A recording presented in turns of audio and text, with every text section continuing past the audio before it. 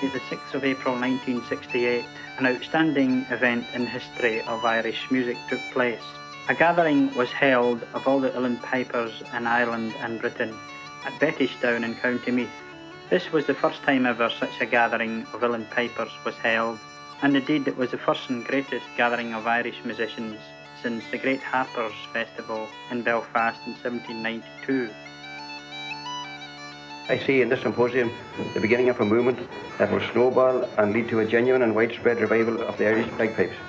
I can also foresee that there is an enormous amount of work to be done in this generation and in generations to come.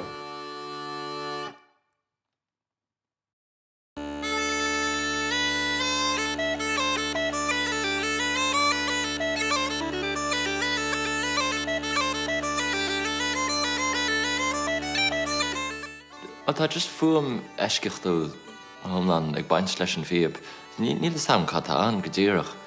It's just puinte stangasad gachúireach leis an tú iad.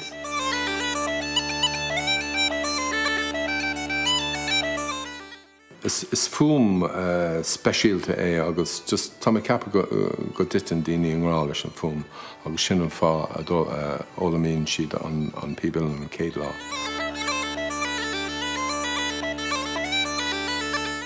Is fuam ansamúil, anéagsúil, agus an bhealach an fíb. Is fuam áling é, agus is fuam nach bhfuil ar fáil ó gléas ar bithile ná ar I dtír ar bithile.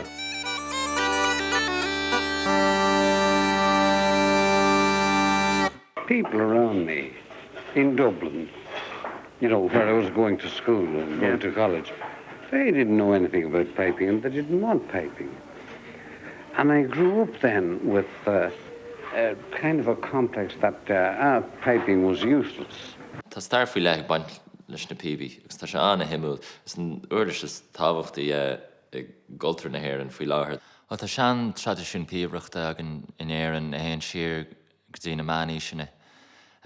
Bhín fíobhór agan san am sin uirlis catha bhí an, is uirlis éagsúil íon fíobillan féchann sé éagsúil agus tá sé bhád níos ciúine mar uirlis. Tá cosúlachtaí an idir an dá uirlis I dtaobh an stíl sinime rinshhaite na tunes céanna na sean marsealacha tá siad agan fós sa tradiisiún sa látá nniuhan agus chuidhhaite nónáidíocht chumá. So déitá rá bhfuil tradiisiún nar brisú riamh really a héan siar go dtí na mánaí sin éireann.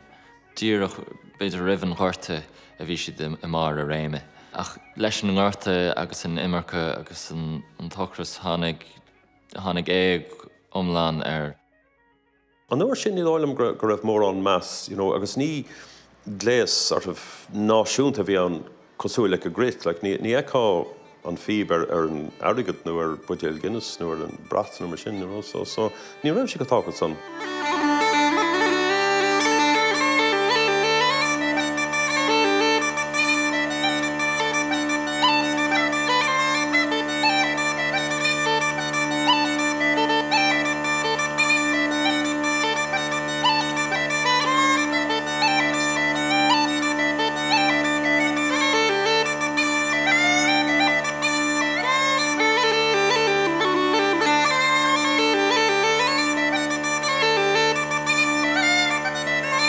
Bhí píbrí America den chéad scoil ach siad san an fíbreacht a rá ar bhealach chomáin ar bhí sé dul in éig in éireann. Bhí tú nána bheith de píbre gairmiúil America na de cheoltar gairmiúil America nuair nach rá an nuair tú rilí abda sin dhéanamh in éireann ag an nám agus bhí chuidhór daoine déanamh tafad hall America agus chairí sé sin go mór leis an afheochan híos an bóthar a rasin éireann, so chuir sig America leis na himircaí a chánig sé rasin sin.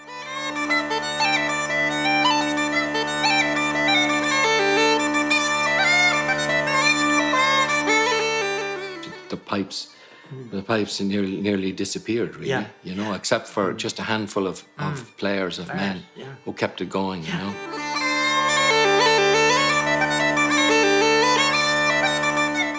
Pipes were very much below the radar, you know. You would rarely ever have come across a piper. There were no role models. You know, you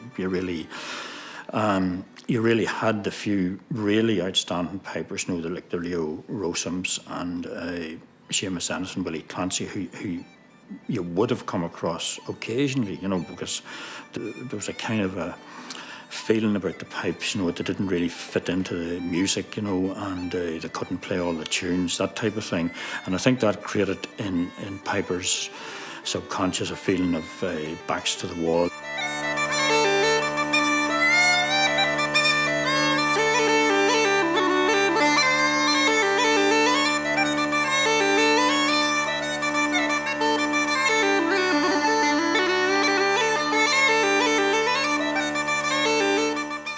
Leo Rosum, I mean, it's kind of one-man show bhí an bhealach.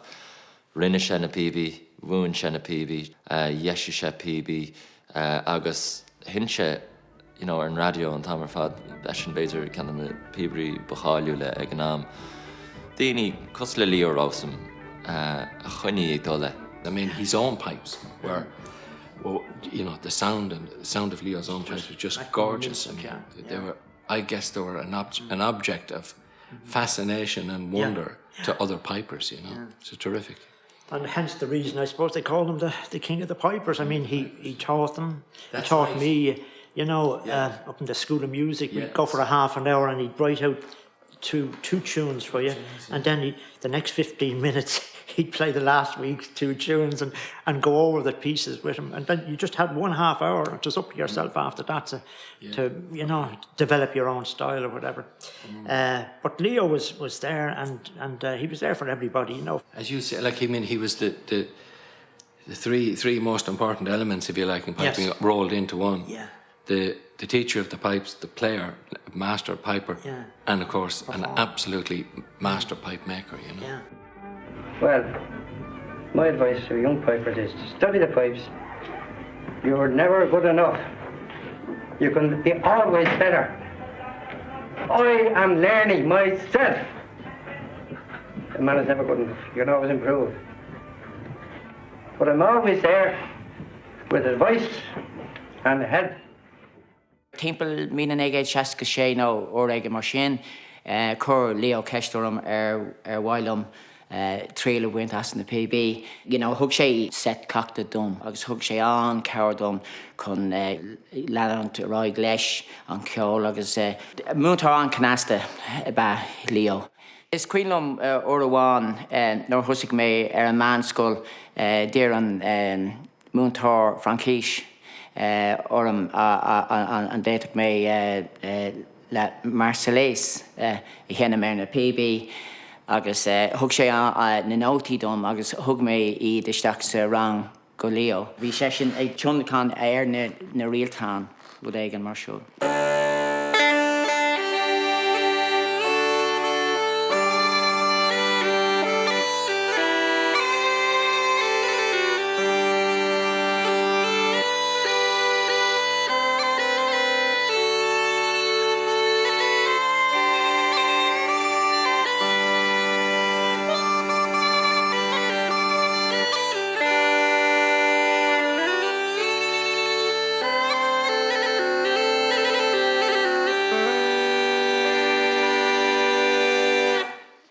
Far an ceolfar bhí Leo agus sin an rud inig sé.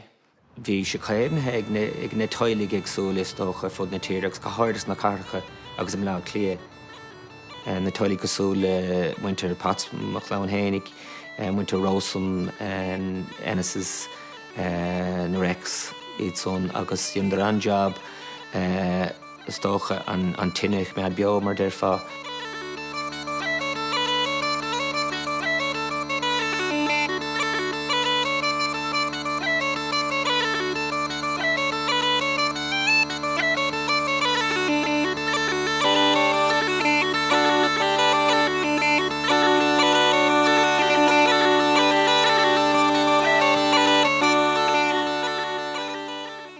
Ag tús na cuaigadaí hála cúpla rud, de hochríar go mar cóir íireacht éigean dhéanamh chun agras a chur a siúil agus chun féile mór blion túil a chur a siúil. De hosnaí dhéanaad a tosnú Mullen cars Nadia Quega Hain. Me young four Nablina Shin Quega Hain, Bonia Coltus, Kiltorian, Agus Husneider, Erna Flan, a Raktal, Goblin Tool. So, Tevistig de Blina Wine, de Vi and Dara Giantico, Vi Agres Bonaco, Coltus Kiltorian, Agus Vi Flacciol, and Hern, or Raktal, Quillavine.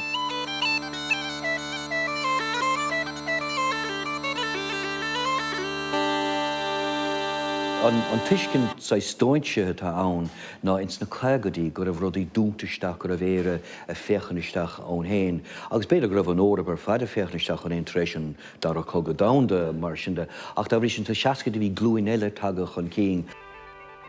Deirtar go raibh na seacadí go raibh fásaach an amíochta sa tír. Chomáile sin bhí ceol na Meiliad hí na Clancy Brothers rééis tosanú, agus as sin hanig na Dubliners is dóilem, agus as sin hanig grúpi ceol eile. A bhrí sin is fás an a himiúil a bhí ann. Ach an rudíon seán a riad a chamarnoin ná gur thóg sé na Pia agus dás ceoltóirí Lion in sin agus dás na Chieftains as sin chomá céanna agus bhíidir an na gléas na ceoil tradiisiúnta go léirthúirta isteach le chéile. A bhrahas a gcónaí go raibh áid fé le ag na Pia Braham gur chuir seán a riada na Pia go mór chun tosaigh. De chola mé brandam brach nach maran ará go raibh flaceol hí sa sráid na cathrach gunta chlár Peter Lár na seacadaí, agus bhí Sean Reid an fear anhabhacht a ríis star na Pibríalnachs mar sinnde, agus dúirt in a bháinacha nach mbeadh sé go húntaach flaceol a bheith an gan daoine an seachas ceoltóirí. Agus dúirt den éigen bevráis sin, agus an son dúirt Sean Reid nach mbeadh sé níos fear fós dá mbeadh flaceol ann ach a bháin Pibrí a láthair. Agus dúirt brandam brach leis, well, is féidir líne sin dhéanamh. Agus sinné an fág ar hánadidir le chéile I Bettystown in Níéig, seacas hocht. Brandam brach, Seamus McMahon, Sean Reid agus eile. Dimig an town agus blin nó beir a cúpla blin Níéig, bhí mar a rasnaid céine agus dúirt in well, na dhéanam mar tada faoin flean na Bíberí. Agus bhí mé héan óg agus bhí mé ceann dána agus dúirt mé féach ag roiim mé sé. De chrinní mar anamnacha agus seoltaí agus bhí timpeall lecéad anam a gcuin agus seoltaí agus chuine mar scéal amach chuig na daoine seo ó Comhaltas Ceoltóirí Éireann. Comhaltas Ceoltóirí Éireann is arranging a seminar of piping at a centre mar sinnde. Chuig an scéal sin amach agus fuair reaction an bhá. And we got the letter from Seamus McMahon. We all lost no time getting down to Bettystown, you know, and supporting the moves at that, you know, to set up an association. We go over now to the Neptune Hotel in Bettystown, where on the Saturday evening, Seamus Ennis is opening the proceedings with some piping and some talks and discussions of piping technique. The pipes have been downtrodden long enough and looked down, but thank God the time has come when they're ascending and ascending. I know it. Bless you all. You too. In fostering the pipes, we have the happy assurance that we are advancing the one distinctive Irish musical instrument, not even excepting the harp, that it belongs to that class of reed instrument for which 90% of the really great and difficult classical music was written, that it was developed by great geniuses for the express purpose of giving the best expression to our national music. We thought this was a great idea, and it was. It was an amazing, timely gathering of the pipers. But there was great music, but there was also discussion on the state of piping. Well, I think it was all to do with the great Brendan Branagh, Brown Dawn himself, you know, who's collecting and has collected so many great tunes. But apart from that, he was in touch with all the pipers and being a piper himself, and he knew all the old pipers, and but he put the whole thing together, and we had the tune all in Bettystown, and I think that's where we sort of... And I think Brendan saw at the time that, you know, piping was... It wasn't in the healthiest state, if you like, right. you know? Yeah. It's amazing, you know, looking at that photograph taken at Bettystown of the pipers present there. There was apparently something like just 100 pipers. Worldwide, if you like, or most of them obviously in Ireland. I suppose he basically saw the need to do something about what was, you know, a dying art form. Is Queenlum, well, to be me own le mar agus mutter heart mas vi session ag shenam ag an orshin to be na Peabody Moorla rock who you know Seamus Ennis, Leo Rose, Willie Clancy agus vi shin inta talk ach an eightas a vi ag Brandon go raibh fáta rih Quillig Peabody to be shin untak.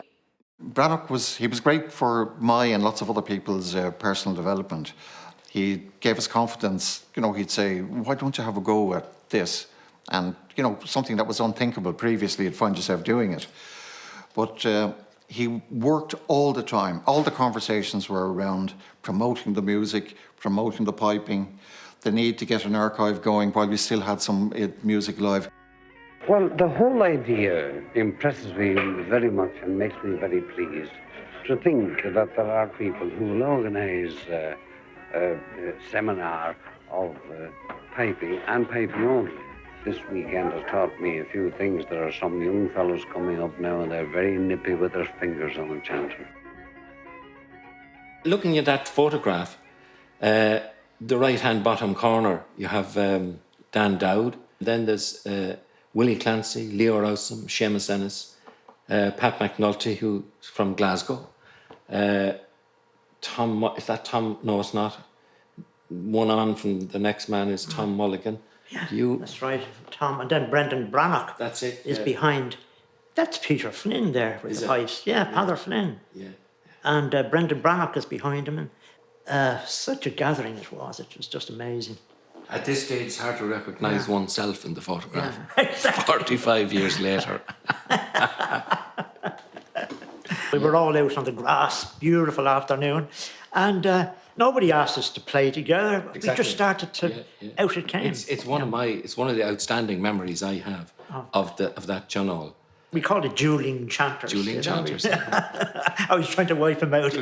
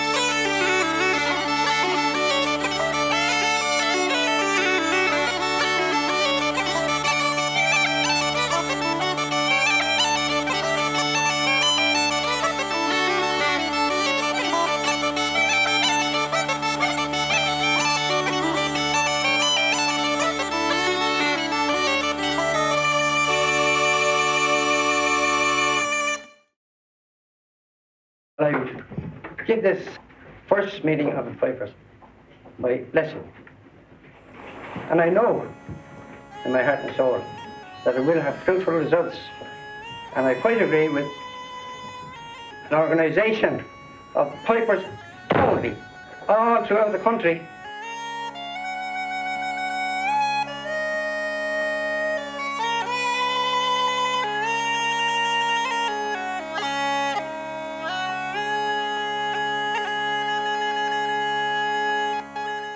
Just bhí bag bellas agus chantar go na leitheanta sin.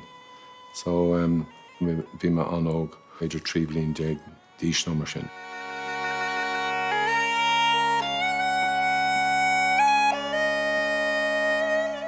Well, bhí me thar sorta hiag sesin na stói an tábhacht a bhí leis agus thug sé mis mar bhí me sé go Leo Rowsome ag an am sios go Bettystown.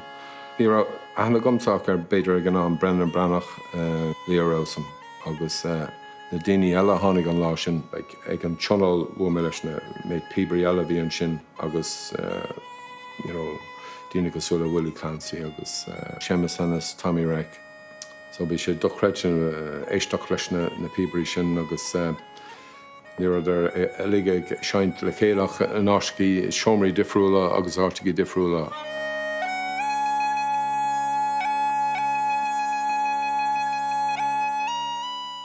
And I always remember Seamus Ennis gave a talk and he described piping as the ebbing tide, that every time it came up the beach and went out a bit further, and then the next time it would come in and go out, and then go out a bit further every time. And that was the way he, and I remember being actually outraged at that, and I said, we're not going to let the pipes go like that,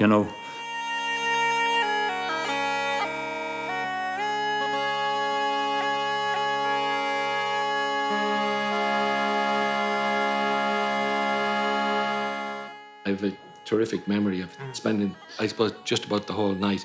Yeah. Seamus was in flying form. Yeah, he was. And he conducted, a kind of I suppose, a solo recital right through the whole night. It was fantastic, And it's the first time for me that I ever really, got to know Seamus. There was definitely a huge sense of excitement among all the people gathered there. The whole feeling, the buzz of the crowd together. There was music in every bedroom.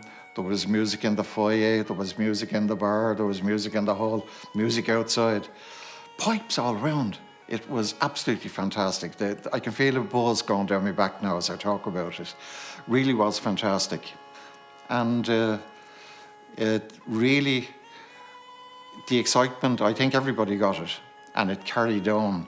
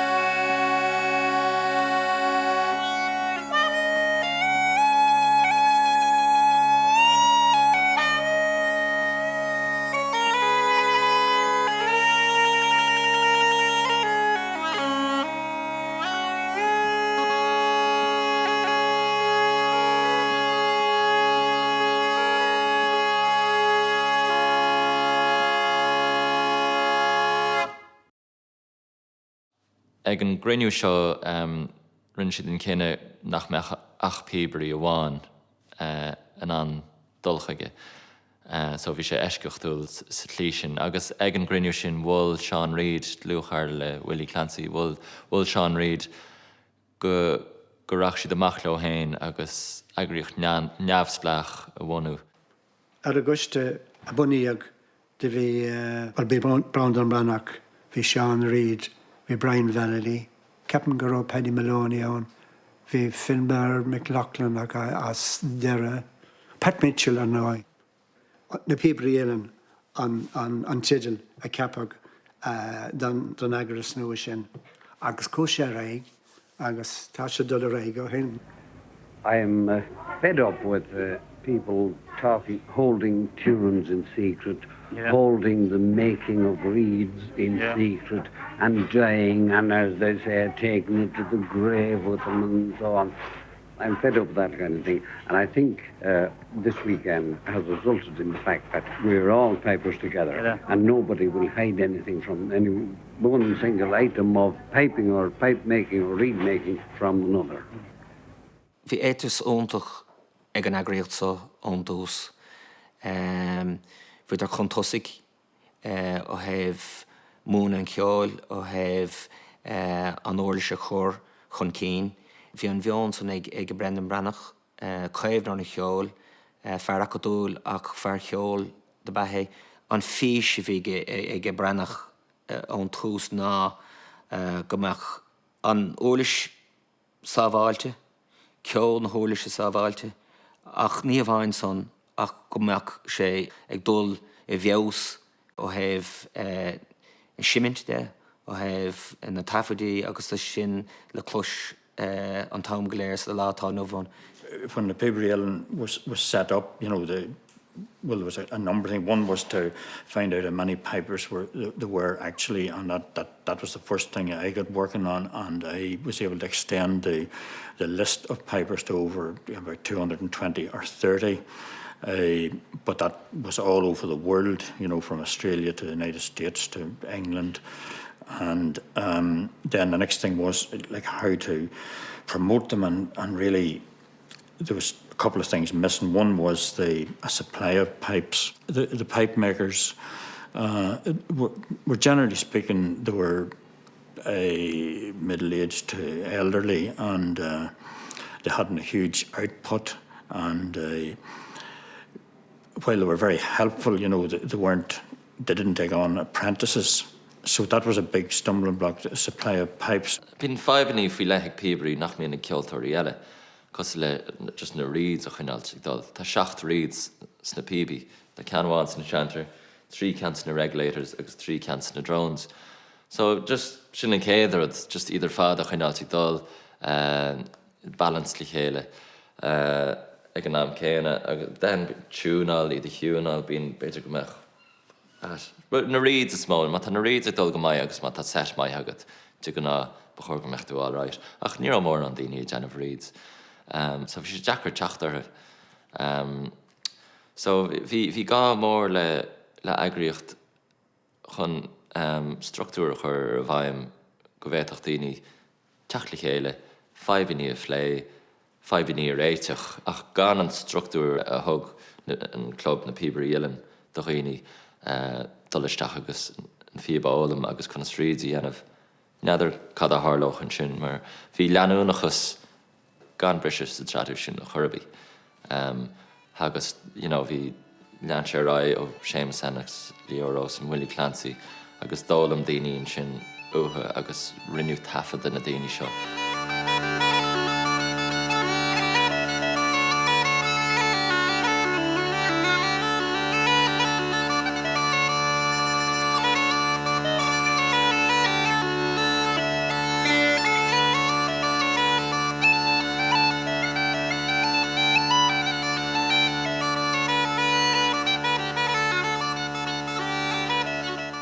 You see pipers playing, you know, it's generally effortless, but it does take a lot of time to learn and to get on top of.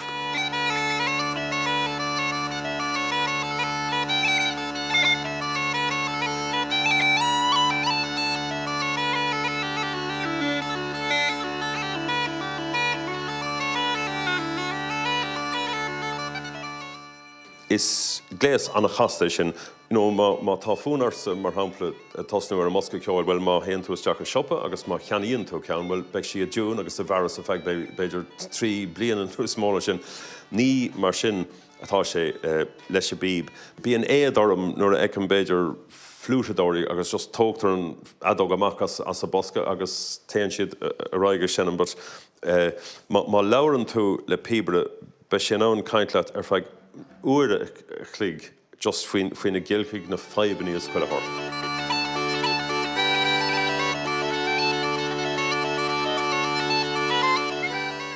Tá an éileh ar nóirlis sa látá na bhain agus zútar an rud sin, ach tá na Peabody Ellen déanamh an éireacht an isis céir na déan tú síocht a churcan cín. Dro is go meach tacht ar nóirlis ag gahéine agus iad a fálam na hóirlis na timp na háite agus a fud an dain. I don't think any of us expected an organisation, especially an organisation that grew the way it has done. I mean, when we started out, there were only 4 pipe makers in the country. Only one of them was working full-time, that was Leo Rosum. And I remember there a couple of months back checking up on the NPU website when I wanted a bit of work done on the pipes. They've got 75 pipe makers listed. You know, they're stretching through Japan, Australia. It's absolutely incredible the way the thing has grown. Well, rud an hábhacha ná an Foigan of Shaw. Ar dús bhí Seomra bháin a gin is Shráid ar Carnal Parnell agus an sin is Shráid Essex. Well, bhí sé Jackar ó thaobh PB agus teagas agus ragan a chuir le chéile, you know. Ach de rinne lán daoine anna chuid obair de bhar sin and formad an Foigan of Shaw léas anad ó bardas á clia ag an tam sin, you know, timpeall 1908 nó am ag mar sin.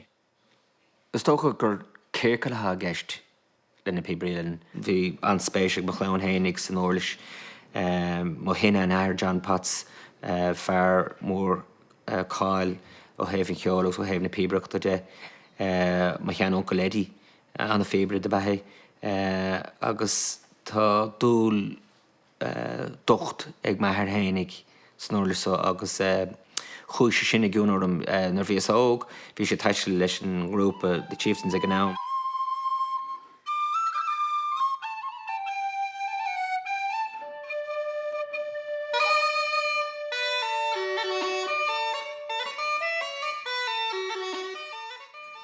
Dawla mé an so, chab mé nach mór fé blian ag múna cheol an so, tá ma bhac Hénig an so, bhí mar uachtrán ar nagraíocht so.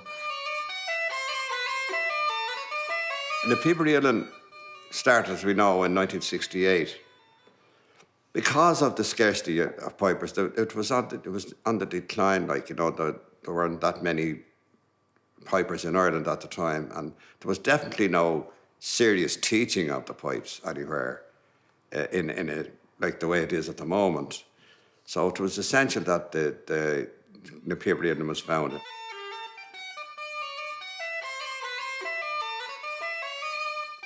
Tá Sean Potts mar chinál eisiom láir ar an glob ar bhealach. Bíonn sé de hir ag molla agus é sppraga an áige. Ag sé molla agus sppraga am héin ón chéad lá si mé sinnim. Now I'm the first president of the Pibrílan, and I'm very proud of that, by the way. My involvement with the Pibrílan has meant an awful lot to me.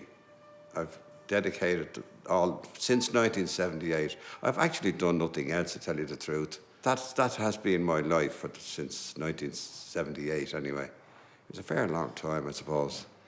Is cinál dadó an chlóbatán. Chuir sé foiinemh ar fádisteach sa glob tar éis gur airí seas na Chieftains. Rinn sé go leor chomsaíocht airgid den clób agus iad a géirí crotachar an Urgan of Bhalin ar Henrietta Street. So ón am sin bhí sé cinál mar eisiom lár an glob agus lárnach ngachrad a bhí ag tarlaim tean.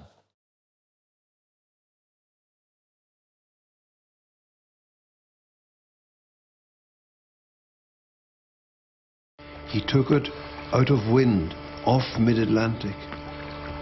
Still he maintains from nowhere. It comes off the bow gravely, rephrases itself into the air.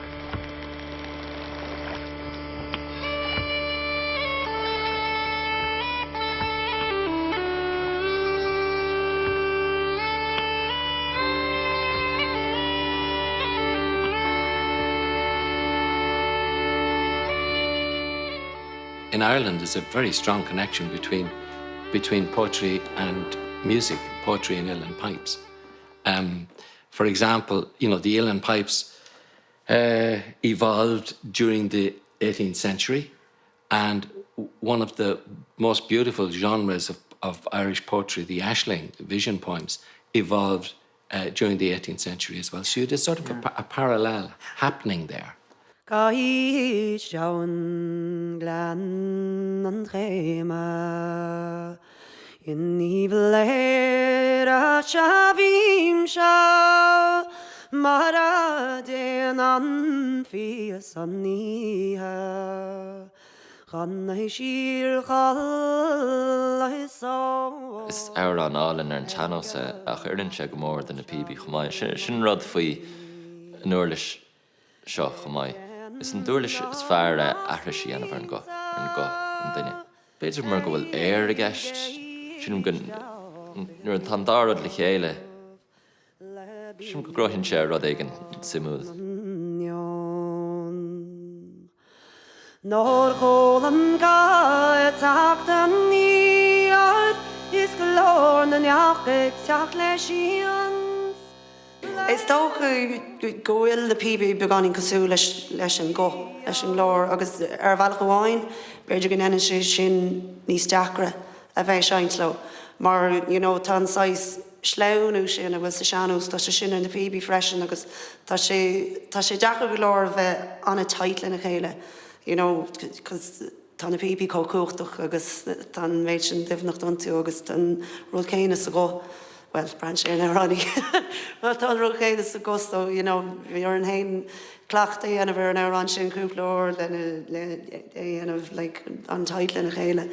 So ceapan go néann siad an bhá le na chéile, bud caafar é anamh bhí geart. Bhí go láidír náid dímbal a lambach sa lína sa shuila madro an lugar la yuadigi an shadors gach flan ar walestriel Gloishigi ga martan chagariyars agus mish na chos another nasaris we must say the chlamagwell tiaman darn let funny go show.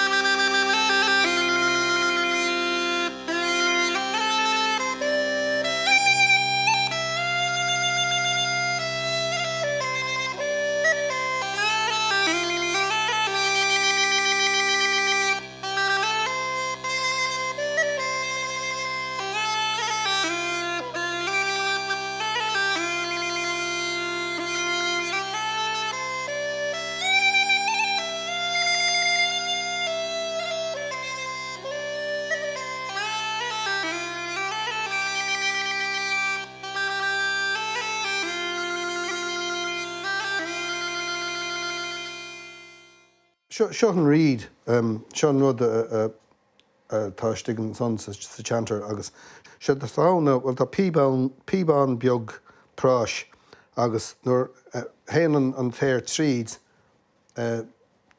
so pradan siad le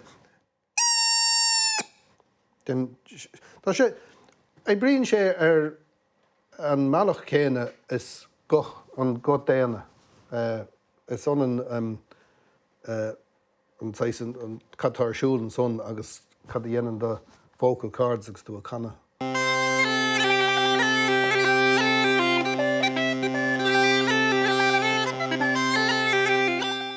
There are a couple of special items that makes piping stand out. It's something that was very popular in previous times, not so much recently. But these are the Piper's F and the Piper's C. They're special notes on the chanter. They're sort of an indeterminate pitch. They tend to have big slides put on them. You'll hear Willie Clancy doing it. You'll hear Johnny Dordan doing it. But the strange thing is, if you count it up along the chanter, the F is the third note and the C is the seventh.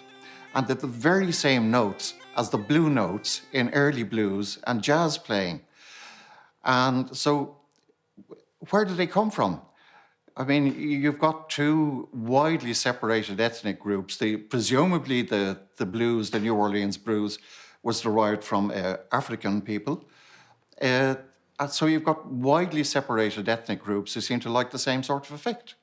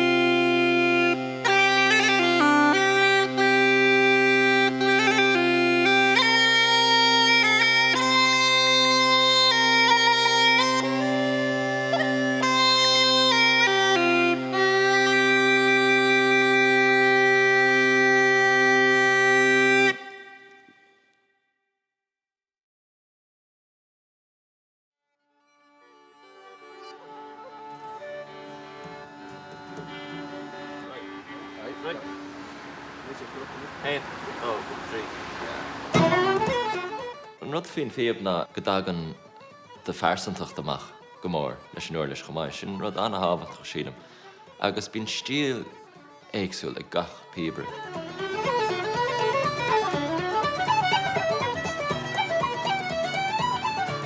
Is féidir leat de fearsantacht tain a chuirsteach sa cheol go mór nar bhíon tú sinnim. Is uair leis ceol sa lúpacht ar bhealach in na PB. Cinnte bíon tá tunes áirithe ar den na PB go háir tunes in a míon canal sí sin le clisteáil le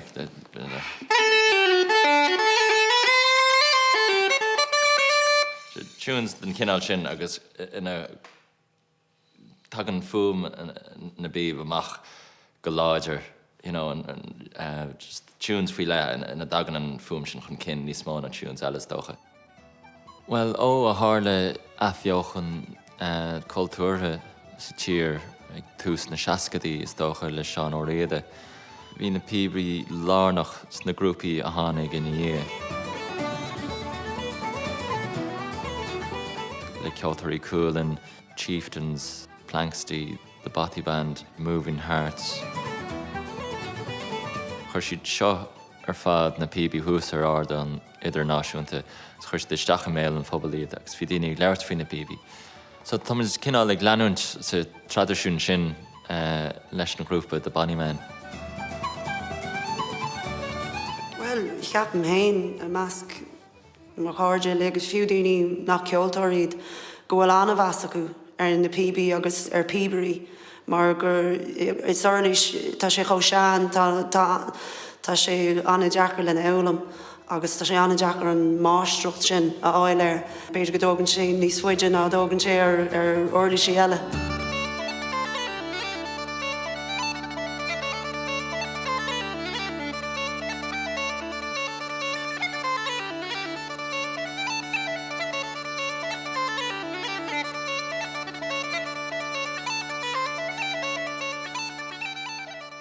Massam hain gohfuil measig daoine ar an obair sin a gcuirtear isteach ann. Is brála daoine an film agus, gachar ann na regs agus na drones agus lehéid sin ní fáitar sin ar orlaisí eile, so tá sé spéisiúil do réine. Fiú daoine nach ceoltarí do gcónaí na tá tar sein seisiún agus tá píbe ann. Sin éon chéad duine gur turasóirí na lehéid sin é ráid sí díochtaí an píbere. Cearín grúpaí agus mo grúpa hain mar hampla de Bonnyman. Cearín sin an fiab a chur chun tosaí hartar an dain, go héidir náisiúnta. Bín tú sinnim ceolcar amach a béidir do chuoine nar chúil an fiabríomh. Bín daoine agus bín sim acu ceol grúpa ach ní bheith mór an sim béidir acu sa tradiisiún agus cearín sé an taobh ógus braga is dócha. Tá onad treinála gine inis, bín rangan ar siúil an seo agus timppla an down tá áisina ar fáil ar an Idirlinn i gcuin, bín leabhar CDs, DVDs a fáilte chun i gcuin i gcónaí. Tá sé dul a bheos ach tá sé bós deachar do gcéine óga PB agus má fáin siad na PB tá sé deachar múntóireáil agus an sin caiil tú bheith i ggóúdar Píberí. Glétar na lads in iarthar an Verica the mothership ar na Píberí in is stoch bhfuil sé sin an crain mar is rud lánach í an agriíocht sogus tá sé úntaach táchtach ó thaobh forbairt an cheol amachchansa. Tá meán fial agus neamh leithleach síle meag baint leis na Píberí eilin agus a measc Píberí a gcuitinne. Beidir an samplas fearda seo na go dag an múnseirí isteach chuile ihe bhhairt chun ranganí bhúna go deonach. Anmhar fad, fair play to you. Tá lads óga i teach an cin tá just tharbáir agus is ionintach an rud é eáil bhfuil just níos mó agus níos mó Píberí teach an cin. Nuair a thosaí mise bhí méid áirithe ach anis sin bhfuil just siad tréis pléasca.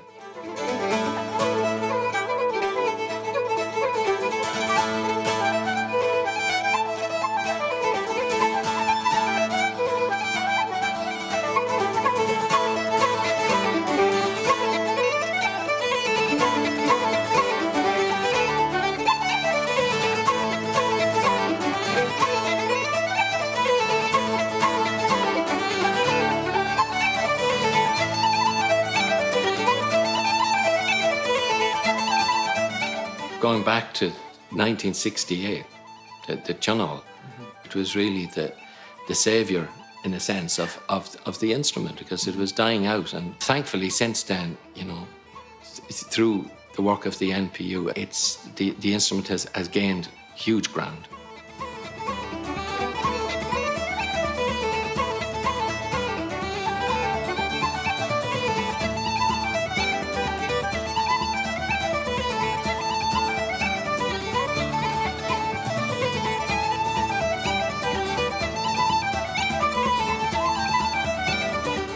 Bhíonn lá seo tá an like tá an chunker ag na Píobarí an fás agus an forbert tá déanta ag an píbil just ní bháin an airn san Eorp agus thar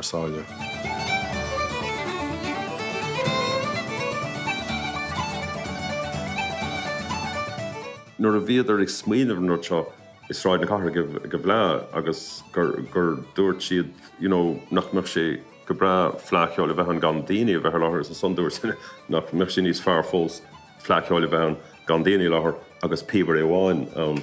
So bhí siad sort of single-minded faoi a gcónaí. Is dócha gur ealaíonn speisialtatha a gceist ag cheol na Bíab. Is córas an ólis sa ar nóchas a chóras cá an dain, credim hénig. Is dócha an meán a bhí ag na Píobarí ná an cheol a bhóine go crín í a chéimh nó sna fáilteáin agsúla. Ar dáin a chót dus na ceoltóirí agsúla, dus na Píobarí agsúla timp na tíre. Deireadh leo is sin a bhainteach agus is dócha go bhfuil aimimena na heagríochta fós chun cín ina Píobarí sa látá nó bhain.